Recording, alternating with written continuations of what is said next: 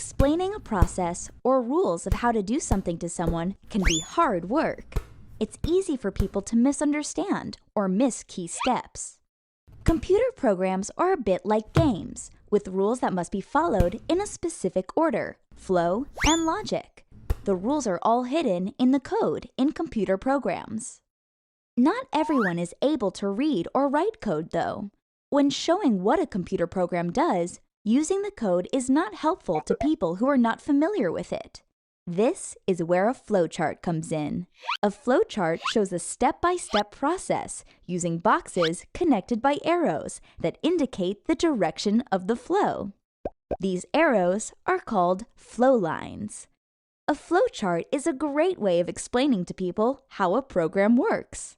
Actions are represented by standard geometrical shapes so people can quickly understand what is happening at each stage. Most programming flowcharts use 4 main shapes. First, an elongated circle. This indicates the beginning or end of a process. It is called a terminal. The next is a rectangular shape, which represents instructions or actions. Thirdly, there is the diamond, which indicates where a decision needs to be made. In programming, they represent conditional statements from the program code.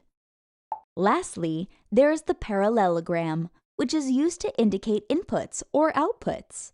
At that part of the program, the user is required to input some information, or the computer displays some information on the screen. You can use other shapes, but remember that the purpose of a flowchart is communication. So it's best to keep it simple so the program can be understood by anyone. Thank you, flowcharts! If it wasn't for these simple diagrams, coding would be way more difficult to understand.